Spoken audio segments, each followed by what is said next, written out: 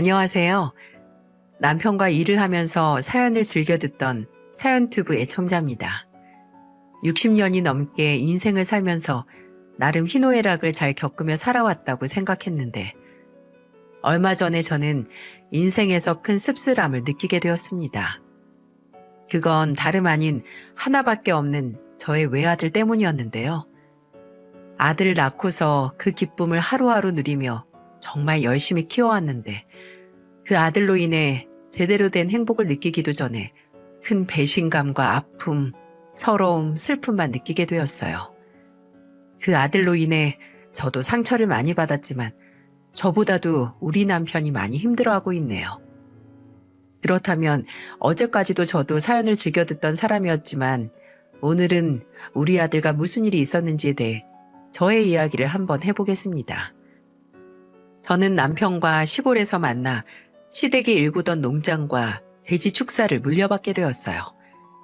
그때 당시 부모님 따라서 집 텃밭이나 가꾸던 제가 큰 농장과 돼지 농장을 운영하려니 정말 힘들더라고요. 하지만 좀 무뚝뚝하긴 해도 나름 가정적인 남편 덕분에 잘 적응하면서 지금까지 살아오게 되었네요. 저희는 살면서 자녀를 많이 낳지는 못했습니다.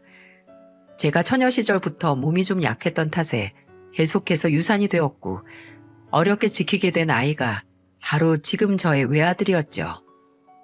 그 아이 이후에도 딸도 가지고 싶어 노력을 해봤지만 안 되더군요. 그래서 하늘이 우리에게 허락한 아이는 이 아이뿐인가 보다 생각하며 오로지 이 아이에게 모든 사랑을 쏟아주며 키웠습니다. 저희 남편은 아이가 어릴 때부터 훈육을 참 호되게 했어요. 남들은 외동아들이기 때문에 애지중지하며 키웠을 거라고 생각하지만 남편은 오히려 하나밖에 없는 자식이라 더 제대로 키워야 한다며 오냐오냐 하면서 키우지 않았죠. 아이가 어릴 때부터 제 부모를 공경할 줄 알도록 키우기 위해 밥상머리 예절부터 시작해서 존댓말 쓰는 거, 그 외 가정교육을 정말 잘 가르쳤어요. 그런 남편의 육아 방식에 저도 동의를 한 바여서 크게 터치하지 않고 그저 옆에서 엄마로서 울타리가 되어줄 땐 되어주고 또 함께 혼내줘야 할 땐 혼내주며 그렇게 키웠네요. 덕분에 우리 아들은 크는 내내 효자 역할을 톡톡히 했습니다. 학교가 끝나면 꼭 밭에 계신 아빠한테 먼저 들러서 인사하고 집에 들어가고 집에 갔다가도 밭에 잠깐이라도 가서 일을 돕거나 축사 가서 돼지들 밥 주는 일이라도 거두는 정말 예쁜 효자였어요. 동네 어르신들도 우리 애만 보면 예뻐가지고 용돈을 줄 정도였으니 동네에서 소문난 효자라고 할 수 있었죠. 한 번은 이런 날도 있었습니다. 그날은 저희 부부가 결혼 기념일이었는데 일이 바빠서 서로 다 챙기지 못하고 있었어요. 은근 로맨티스트인 제 남편은 그래도 기념일에는 항상 작은 선물이라도 챙겨주거나 케이크라도 사와서 가족들이랑 같이 파티를 해주곤 했었는데 이번에는 정말 바빠서 그럴 겨를도 없었죠. 근데 정말 생각지도 못하게 그의 결혼 기념일을 챙기게 되었어요. 그때가 우리 애가 고등학교 2학년일 때였는데요. 밤 늦게까지 남편과 일을 하고서 지친 몸으로 집에 들어갔는데 집에 불이 다 꺼져 있는 거예요. 원래 우리 애가 집에 있으면서 거실 불을 다 켜놓고 있었기 때문에 이게 무슨 일인가 싶어 걱정스러운 마음으로 들어갔습니다. 근데 갑자기 저희가 거실 안으로 들어가자마자 우리 아들이 지방에서 케이크에 불을 켜고 노래를 부르면서 나오는 거예요. 결혼 축하합니다. 결혼 축하합니다. 사랑하는 엄마 아빠의 결혼기념 축하합니다. 이런 식으로 노래를 부르며 나오는데 그때 참 마음속에서 말할 수 없는 기쁨과 고마움과 애틋함이 확 올라오더라고요. 저나 남편 둘 다 생각지도 못한 깜짝 이벤트였기 때문에 그때 느꼈던 감격과 놀라움이 더 2배였던 것 같아요. 그때 무뚝뚝하던 우리 남편이 아들한테 이렇게 이야기를 하더라고요. 아들, 고맙다. 아빠가 정말 감동받았다. 우리 아들이 벌써 이렇게 다 커서 부모님 결혼 기념일도 챙겨줄 줄 알고. 우리 아들 앞으로도 이렇게 아빠를 대신해서 엄마도 기쁘게 해줘. 알았지?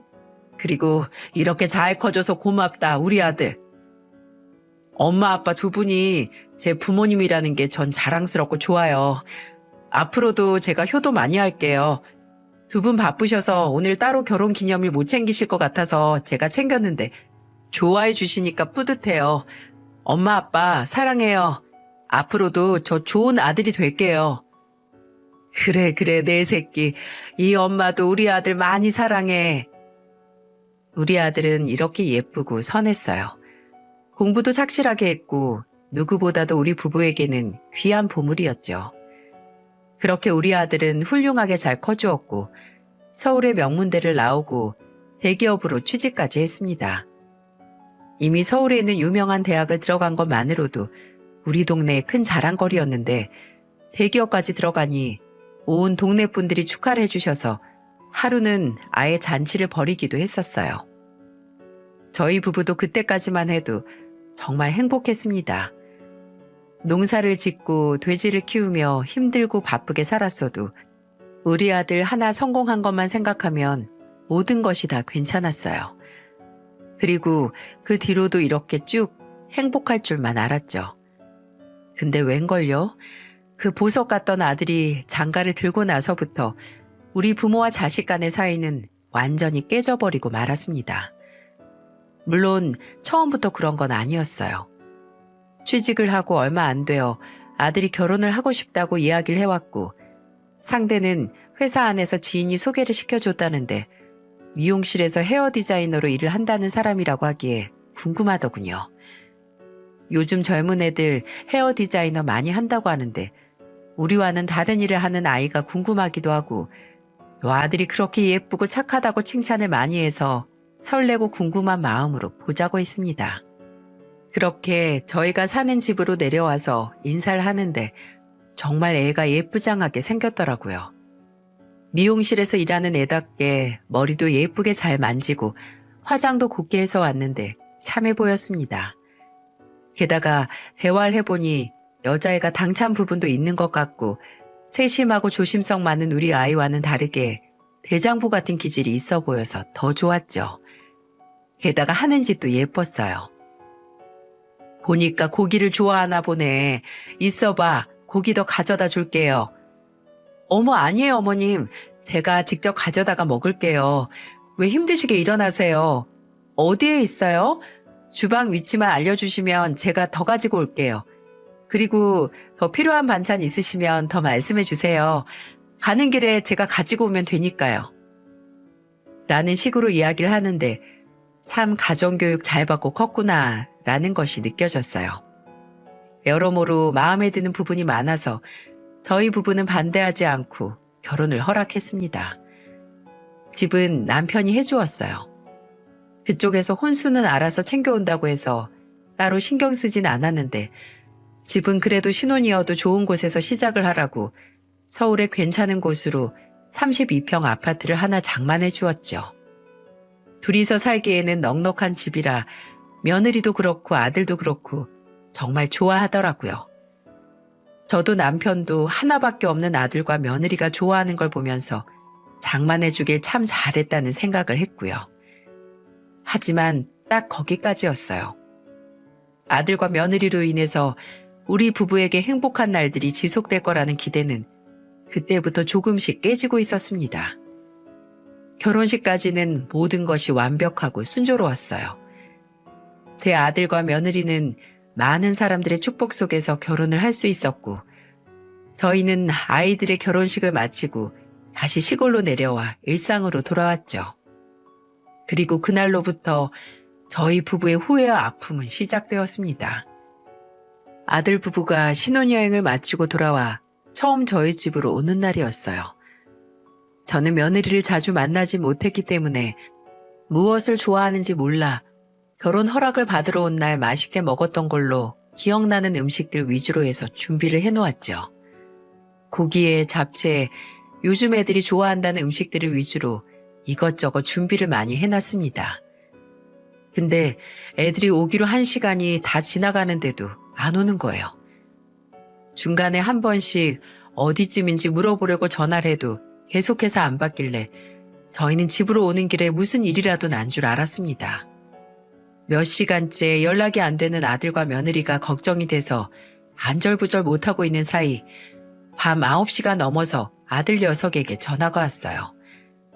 저는 그 전화를 받고는 정말 화가 나서 혼났습니다. 아들. 아니 오늘 6시까지 집으로 온다고 하는 애들이 연락도 없고 전화를 해도 안 받으니 오다가 무슨 사고라도 난 줄 알았어. 도대체 왜 연락이 안 된 거야? 지금은 어디고? 오고 있는 거니? 저는 전화를 받자마자 걱정스럽던 마음을 담아 아들에게 물어봤어요. 근데 돌아오는 대답이 황당 그 자체였죠. 엄마, 그게 있잖아요. 우리가 오늘 가려고 했는데 마누라가 갑자기 피곤하다고 해서 못 가게 됐어요. 전화를 드리려고 했는데 이것저것 하다 보니 깜빡했어요. 전화할 틈도 없이 나가서 밥 먹고 이제 막 들어와서는 엄마한테 부재중 전화 와 있는 거 보고 전화드려요. 저는 아들 녀석이 지금 우리한테 오고 있는 것도 아니고 집에서 전화를 했다는 사실도 황당했는데 약속을 못 지킨 이유와 이제야 전화를 한 이유들이 모두 너무나 납득이 안 되고 황당하기만 했어요. 뭐야? 아니 넌 지금 그게 말이 된다고 생각하니? 피곤해서 못 왔다니. 너네 온다고 하루 종일 얼마나 많은 음식들을 차려놨는지 알기나 해? 그리고 넌 못 오면 못 온다고 바로 전화를 했었어야지.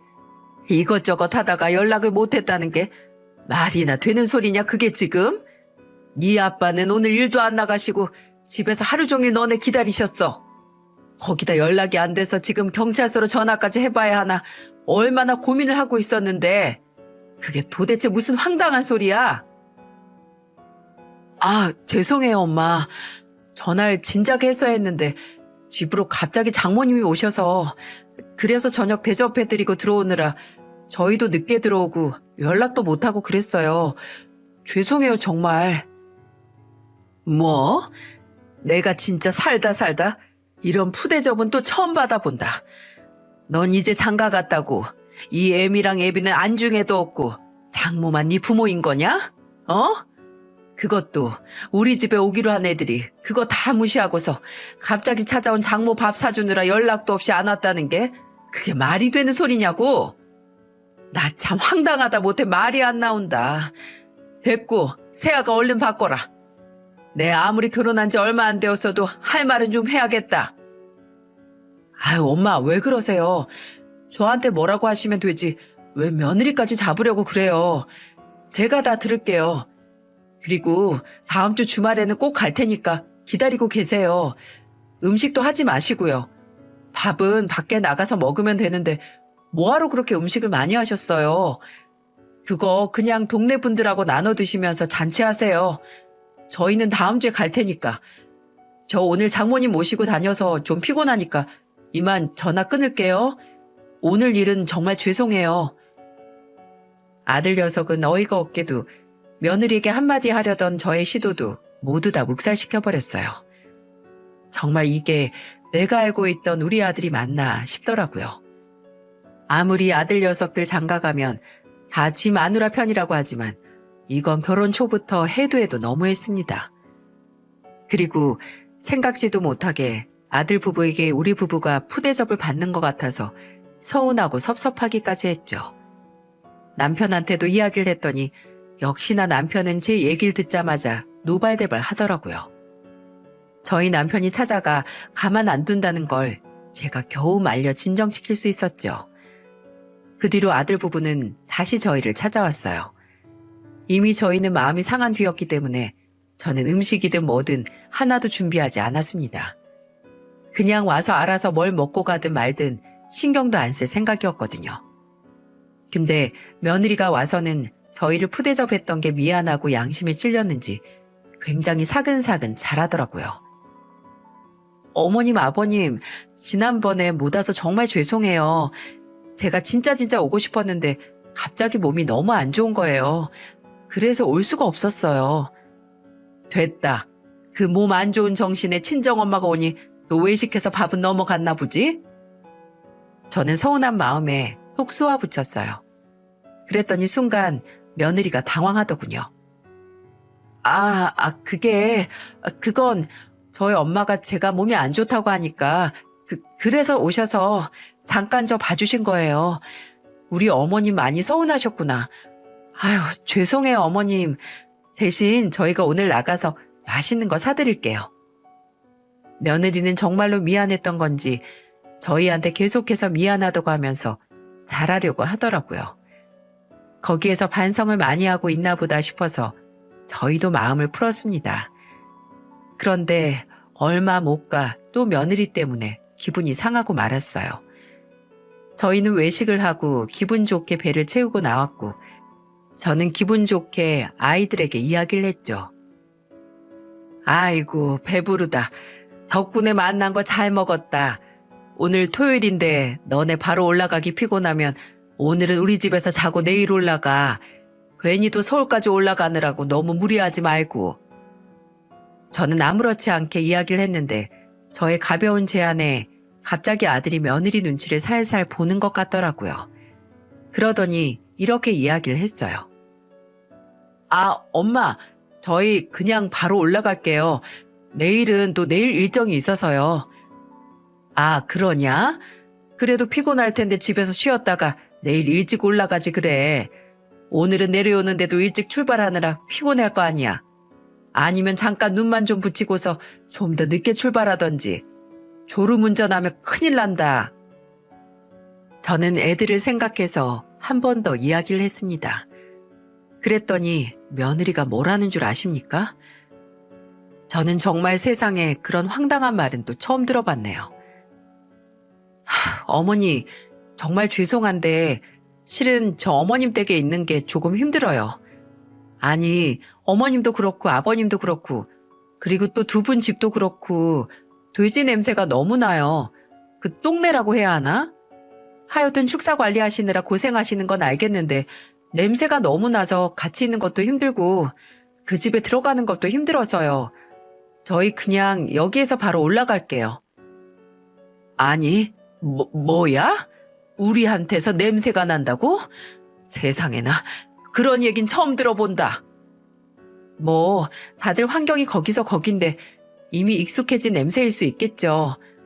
근데 사실은 제가 정말 힘들어서요. 죄송해요. 그러니 저희 그냥 바로 올라가 볼게요.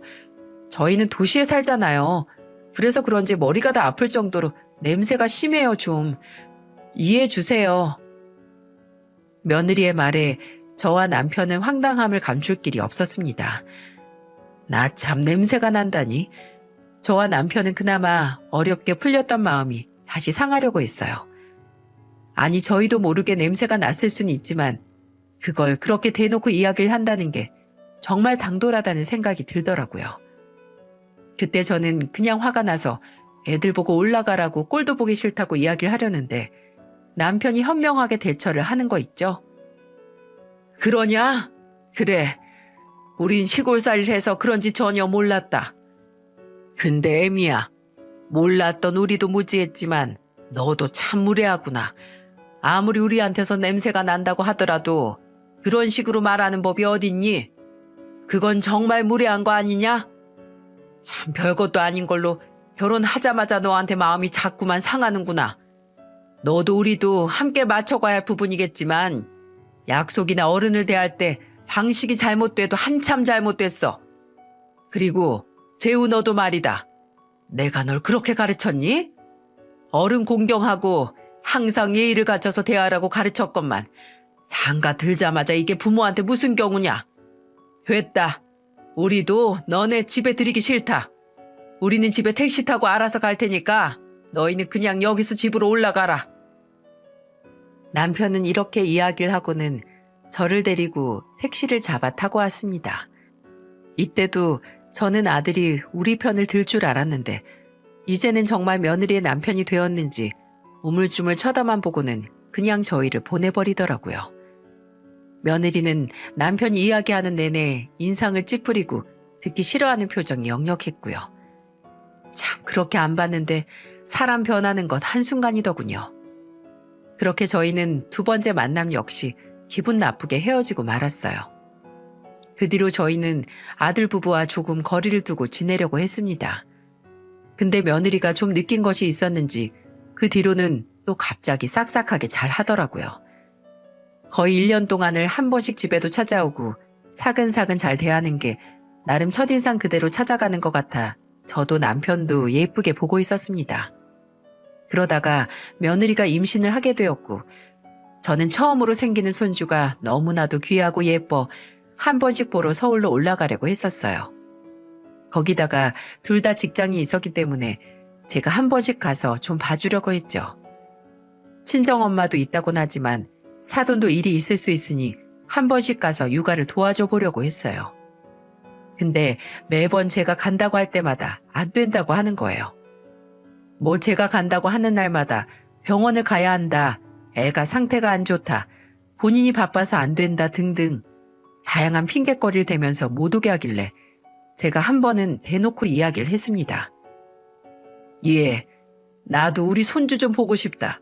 어떻게 애기 태어나고 한 번을 얼굴을 안 보여주니? 내가 올라가는 게 영 안 내키면 한 번은 좀 내려와서 아이 얼굴 좀 보여줘봐. 이 시아버지도 많이 기다리고 계시는 눈치인데. 아, 네, 알겠어요, 어머니. 그럼 그이랑 이야기해서 한번 내려가 볼게요. 며느리는 탐탁지 않는다는 말투로 억지로 대답을 해왔습니다. 저는 그걸 보고 또 얘랑 부딪히겠구나 싶더라고요. 그렇게 또 시간이 흐르고 흘러서 한 달 뒤에나 손주를 보여줬어요. 그것도 아기가 태어난 지 거의 1년이 다 돼가는 시점이었어요. 처음에는 산후조리에 아이를 생각해서 못 나온다고 생각했는데 점점 시간이 지날수록 얘가 일부러 우리 부부에게 아이를 안 보여주는 듯한 기분이 들더군요. 그래서 그것도 참 서운하더라고요. 근데 또 그걸로 끝이 아니었죠. 아이가 태어나고 나서는 명절에도 안 내려오기 시작했습니다. 손주 주고 싶어서 용돈도 준비해 놓고 선물도 준비를 해 놓아도 줄 수가 없었어요. 명절이나 언제든 내려오질 않았으니까요. 올라간다고 해도 그것도 또 역시나 핑계를 대며 안 된다고 했고요. 이때도 또 남편이 겨우 혼내고 혼내서 몇 번 왔다 갔다 했지만 저는 이때부터는 며느리가 참 밉더라고요. 그래서 제 마음에 앙금이 조금씩 쌓이기 시작했습니다. 그 뒤로는 며느리도 아들도 정말 돌이킬 수 없을 만큼 미워지고 싫어지는 상황들이 펼쳐지기 시작했어요. 아들이 결혼을 하고 나서 거의 5년 이후에 생긴 일이었습니다. 갑자기 아들 혼자서 집에 내려왔더라고요. 평소에는 전화도 잘 안 하고 오라고 해도 안 오고 올라간다고 해도 못 올라오게 하던 상황이었기에 갑자기 온 아들이 반갑지가 않았어요. 오히려 미운 마음이 있어 퉁명스럽게 이야기를 했죠. 여긴 갑자기 어쩐 일이냐? 그렇게 얼굴 보여달라고 할 때는 안 보여주더니만 아예 애미 애비랑은 연 끊고 살려는 거 아니었어? 아유, 엄마 왜 그러세요? 서울에서 살다 보니까 바쁘고 사정이 이래저래 많아서 올 수가 없었어요. 그쪽으로 모실 수도 없었고요. 이해 좀 해주세요. 뭐 이해는 맨날 우리 쪽만 해야 한다니? 됐다. 더는 말하기도 싫고 여기 온 이유가 뭐야? 그것도 혼자서. 아, 그게 혹시 아빠 어디 계세요? 좀 드릴 말씀이 있어서요. 안방에 가봐라. 방에 계실 거다. 아들은 남편이 있는 방으로 곧장 들어갔고 저도 저 아이가 왜 왔는지가 궁금해서 안방으로 같이 들어갔어요. 그랬더니 거기에서 하는 말이 참 가관이었습니다. 아빠, 저 사업하고 싶어요. 지금 회사 다니면서 모은 돈 좀 있어서 이걸로 사업 좀 해보려고 했는데 좀 부족해요. 그러니까 아빠가 저 사업 시작하는데 좀 도와주시면 안 돼요? 딱 1억이면 됩니다. 뭐야? 너는 네가 필요할 때만 내가 네 부모냐? 어떻게 장가 들고 제대로 된 아들 노릇도 한 적 없으면서 다짜고짜 와서 돈을 달라고 하는 거냐? 정말 이해가 안 되는구나. 그리고 1억이 어디 애 이름이야? 어디서 그 큰 돈을 함부로 달라 말아야. 아빠, 정말 딱 한 번만 도와주세요. 그냥 달라는 것도 아니고 빌려달라고 하는 거예요. 빌려주시면 제가 다달이 얼마씩이라도 해서 갚을게요. 그러니까 돈 좀 빌려주세요. 저 이제 처자식도 있는데 제대로 제 사업 꾸려서 진짜 가족들 남부럽지 않게 호강시키면서 살게 해주고 싶어요. 참나. 그래, 그건 가장으로서 참 좋은 마음이라고 생각한다. 근데 너는 이미 자식으로서 다 틀려먹었어, 이 자식아. 네가 그동안 우리한테 어떻게 했는지 생각하면 지금 그 돈을 그렇게 달라고 할 수 있겠냐? 됐다. 지금은 너한테 줄 돈 따위 없다. 남편은 아들의 부탁을 처음에는 완강하게 거절을 했어요. 그럴 수밖에 없는 게 정말 우리 아들이지만 치사하다는 생각이 들 만큼 지 필요할 때만 우리를 찾았거든요. 저도 남편의 말에 동의를 하고 그날은 그렇게 아들을 돌려보냈어요. 그 뒤로 남편과 상의를 하면서 그래도 자식이 사업을 한다고 하고 자기 처자식 먹여 살려 볼 궁리를 하는데 나 몰라라 하는 게 좀 마음에 걸리더군요. 그래서 그 이후에 아들은 1억을 빌려달라고 했었지만 저희 부부는 깊게 고민을 한 끝에 5천만 원만 도와주기로 했습니다. 그리고 어차피 자식한테 주는 돈 안 받아도 그만이라는 생각으로 줬어요. 대신에 남편이 돈을 주면서 이런 조건을 하나 내걸더라고요. 자, 내가 이 돈 주는 대신에 조건이 딱 한 가지 있다. 너 니네 엄마 무시하지 말어. 명절 때마다 꼬박꼬박 찾아와서 인사드리고 손주 얼굴도 보여드리면서 자식 노릇 톡톡히 해. 그거 안 지키면 나도 이 5천만 원 너한테 줄 수 없다. 아이, 아빠 당연하죠. 알았어요. 저희 이제는 명절 때마다 꼬박꼬박 찾아뵐게요. 정말이에요. 아빠, 정말 감사합니다. 아들은 그래도 아직까지 다 변해버린 건 아니었는지 그 돈을 받고는 착실하게 약속을 지켜나갔어요. 하지만 그게 전부 다 돈 때문이었다는 걸 얼마 지나지 않아 알게 되었죠. 그 뒤로 아들은 조용히 사업을 시작한 듯 했는데 뭔가 잘 풀리지 않는지 한 번씩 계속해서 돈을 달라고 요구를 하기 시작했어요. 근데 이때부터는 남편도 자꾸 주면 습관이 될까봐 주지 않았어요. 게다가 이제는 며느리까지 합세를 해서 저희한테 대놓고 돈을 달라고 요구를 했죠. 이들 눈에는 저희가 돈으로 보이는 건지 명절 때마다 돈 얘기를 꺼냈고 수시로 전화를 해서는 돈을 빌려달라고 난리였어요. 하지만 남편은 단호할 때는 상당히 단호했기 때문에 돈을 빌려주지 않았죠. 그랬더니 글쎄 그때부터는 명절 때마다 다시 발길을 뚝 끊고는 완전히 삐져가지고 부모고 뭐고 없는 듯 하더라고요. 그걸 보면서 우리가 아들을 이렇게 키웠었나 싶을 정도로 근심이 되는 거 있죠. 근데 그렇다고 해서 아들 부부에게 호구처럼 돈을 퍼다 주면서까지 삐진 걸 풀어주고 싶진 않았습니다. 그냥 삐진 채로 냅뒀어요. 그러다 저에게 아주 큰일이 하나 터지게 됩니다. 그날도 평소처럼 남편과 모내기를 하고 있었어요. 근데 갑자기 남편이 심장이 아프다면서 심장을 부여잡고는 확 쓰러지는 거예요.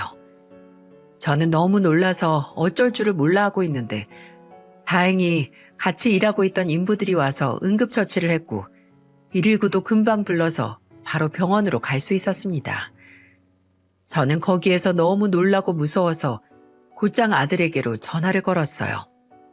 그리고 거기에서 저는 더욱더 하늘이 무너지는 듯한 경험을 해야만 했죠. 아들아, 아빠가 쓰러지셨다. 밭에서 일하고 있는데 갑자기 심장이 아프다면서 쓰러져 버렸어. 이를 어째. 네 아빠 잘못되면 우리 어떡하냐. 아들, 나 지금 너무 무서워서 그러는데 좀 내려와 주면 안 되겠니? 저는 아들에게 울면서 이야기를 했고 당연히 저의 말을 듣고 놀라서 올 줄 알았던 아들에게서 감히 생각지도 못한 답변이 돌아왔어요. 아, 그걸 왜 저한테 말씀하세요? 제가 거길 왜 내려가요? 자식으로도 생각 안 하는 아버지를 제가 왜 보러 가야 하는데요? 엄마도 아빠한테 저한테 돈 좀 줘봐라 한번 말이라도 찔러본 적 있어요? 그것도 안 하시면서 지금 저보고 자식 노릇하라고요? 어이가 없네요. 평소 자식한테 잘했으면 그런 꼴도 안 당하셨겠죠.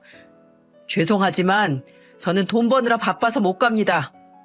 그리고 아빠 그렇게 쓰러져 버린 거면 갈 때 다 된 거예요. 재산이나 저한테 잘 물려달라고 전해주십시오. 그럼 장례식은 갈 테니까. 너무나도 충격적인 말을 하는 아들을 보면서 저는 경악을 금할 길이 없었어요. 남편이 쓰러진 것도 충격적인 일인데 거기에 4배로 낳고 사랑해서 키운 내 하나밖에 없는 아들 입에서 이런 말이 나왔다는 게 정말 믿기지가 않더라고요. 그래서 저는 더더욱이 우리 남편이 살기를 바랬습니다.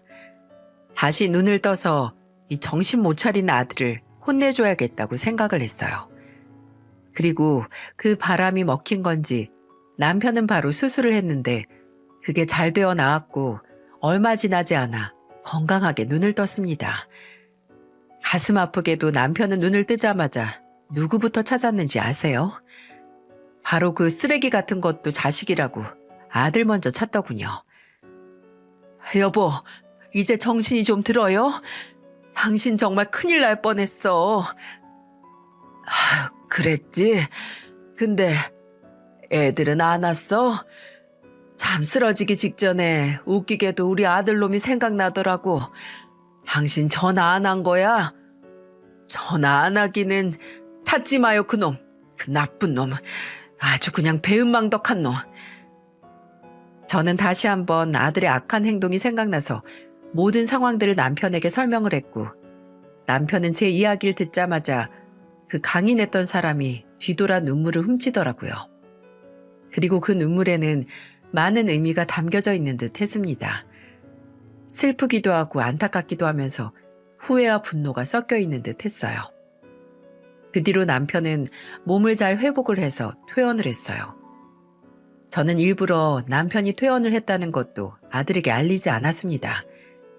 그때부터 우리 두 부부에게는 아들은 없는 존재나 다름없었어요.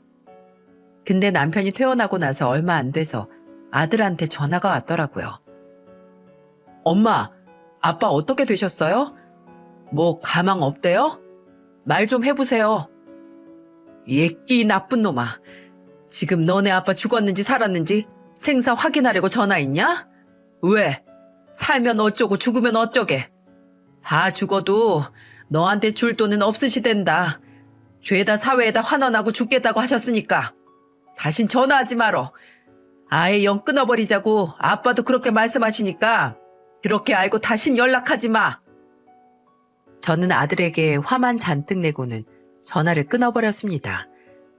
그리고 실제로 남편은 그 뒤로 자식에게 물려줄 돈은 없다면서 남편이 죽으면 저에게 돈을 다 준다고 했고 저마저도 죽으면 그 돈은 모두 사회에다가 던져놓고 죽기로 서로 이야기를 했었어요. 그렇게 통화를 한 뒤로 둘이서 적적하게 지내고 있는데 이번에는 또 며느리가 갑자기 집으로 찾아 들어왔어요. 들어올 때는 막 깜짝 놀란 사람처럼 헐레벌떡 들어오더라고요. 아버님, 어머님, 괜찮으세요? 아니 이게 다 어떻게 된 일이에요? 저 이제 알았잖아요. 아니 남편이 오늘 아침에서야 저한테 아버님 이야기를 하는 거 있죠? 아버님 좀 어떠세요? 아직도 많이 안 좋으세요? 저 정말 깜짝 놀랐어요. 네가 여긴 어쩐 일이냐? 남편은 탐탁지 않게 쳐다보며 이야기를 했습니다. 왜 오긴요? 아버님 걱정돼서 달려왔죠. 지금은 괜찮으신 거예요? 쓰러지셨었다면서요. 됐다. 괜찮다. 신경 쓸 것 없으니 올라가 봐. 아이, 제가 어떻게 올라가요? 여기 우리 어머님, 아버님, 손주도 데리고 왔으니까 손주 보면서 좀 쉬고 계세요. 제가 얼른 밥 차려드리고 집 청소도 싹 해드릴게요. 며느리는 막무가내로 손주를 들이밀더니 갑자기 저희 집 청소와 식사 준비를 하기 시작했습니다. 아무리 하지 말라고 해도 소용이 없었어요.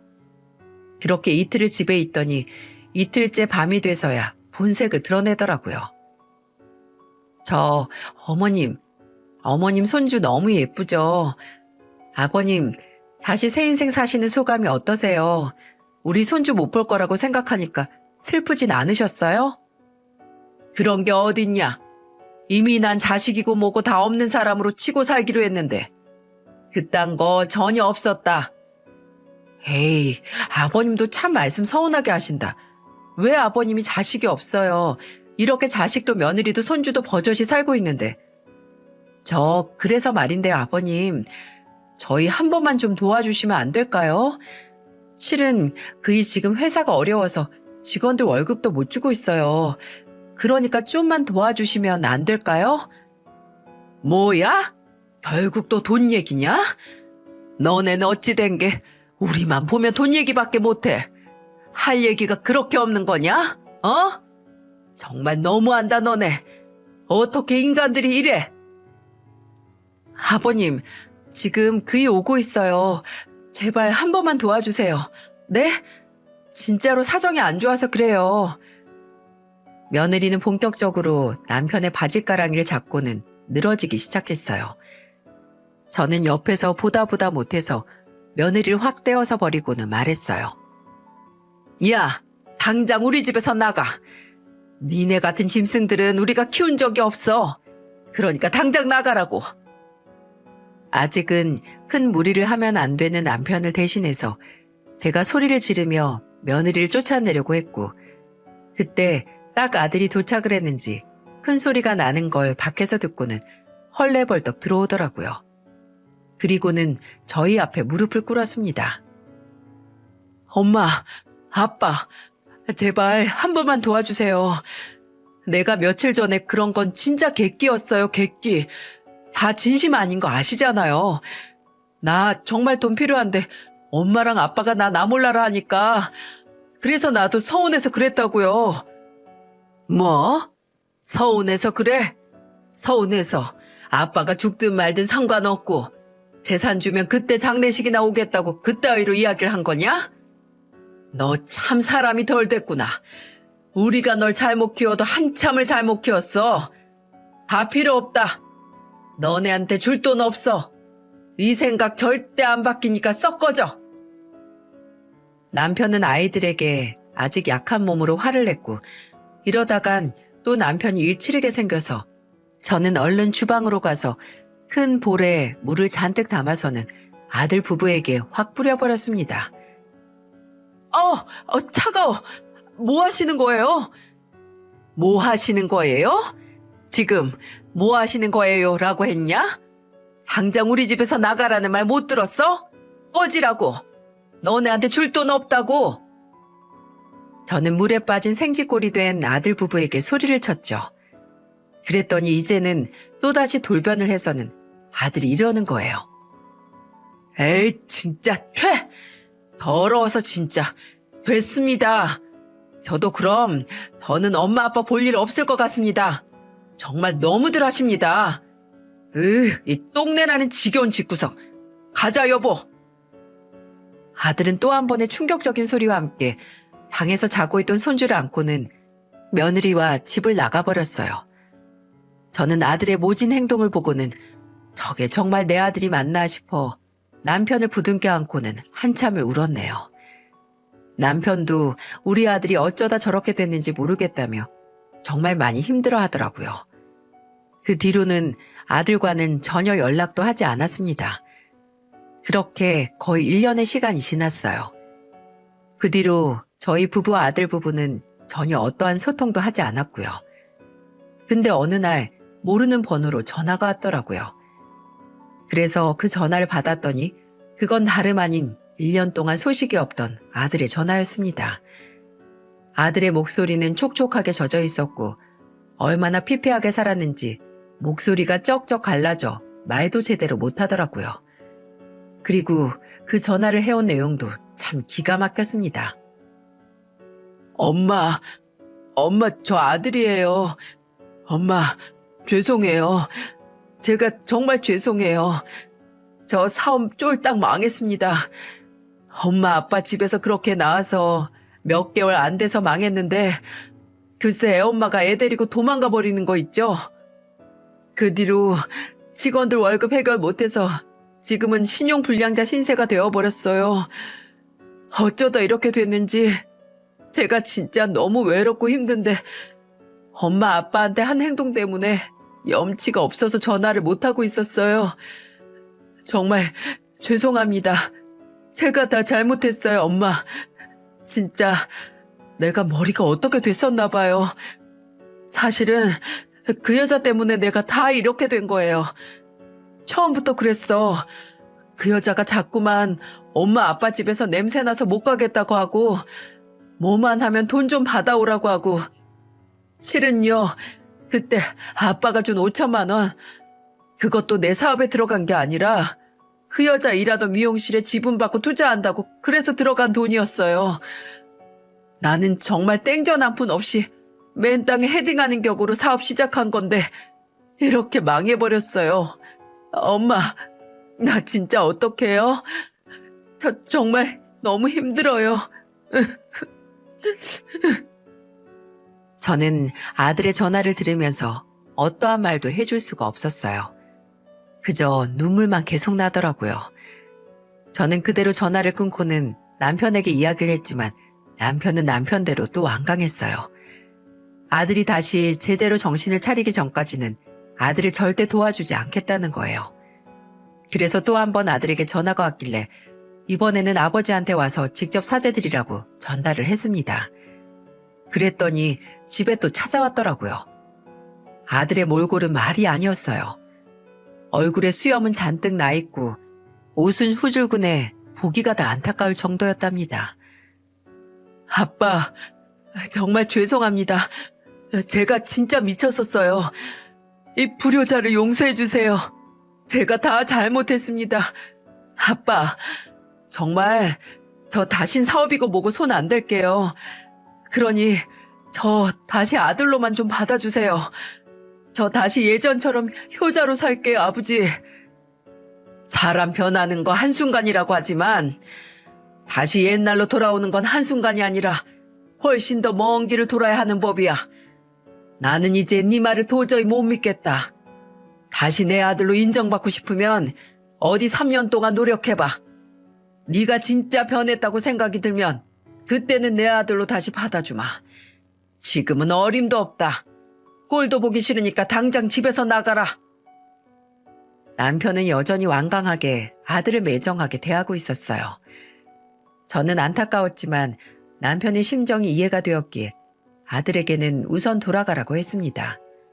그 뒤로도 아들은 여전히 힘든 생활을 유지하고 있었지만 남편은 일절 돌아보지 않았어요. 가끔 저한테는 전화가 와서 100만 원만 도와달라, 200만 원만 보내줘라 하고 있는데 저도 그건 받아주지 않고 있네요. 또 돈을 주면 다시 정신 못 차리고 남한테 의지만 하고 괴롭힐 것이 뻔했기에 일절 도와주지 않고 있어요. 하지만 마음이 짠하고 아픈 건 사실이네요. 그래서 가끔씩 아들이 혼자 사느라 새로 들어간 집으로 반찬들은 보내주고 있어요. 아들은 이미 이혼을 해서 위자료도 그 여자한테 집이고 양육권이고 뭐고 죄다 뜯기고 빈털터리가 돼서 지금 완전히 폐인처럼 지내고 있네요. 근데 나중에 아들한테서 또 들어보니 제 며느리였던 그 여자도 지금 잘 살고 있는 것 같지 않더라고요.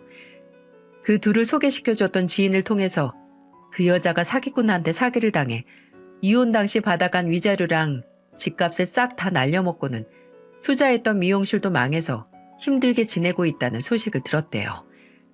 그걸 들으며 본인들 둘 다 우리한테 잘못했던 것들을 다 벌받고 있는 것 같다며 또 한 번 울면서 이야기를 하는데 마음이 아팠습니다.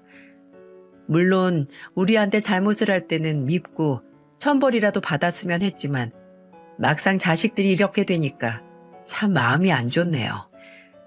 여러분, 저나 남편은 여전히 우리 아들을 도와주지 않고 있습니다. 지금 우리가 하는 행동이 맞는 걸까요? 아님 너무나 매정한 걸까요? 하루하루 고민이 많아지는 요즘이네요.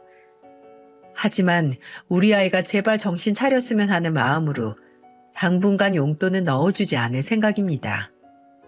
남편 말대로 3년은 지켜보고 다시 옛날에 우리 아들로 돌아오면 그때나 다시 받아줄 수 있지 않을까 싶네요.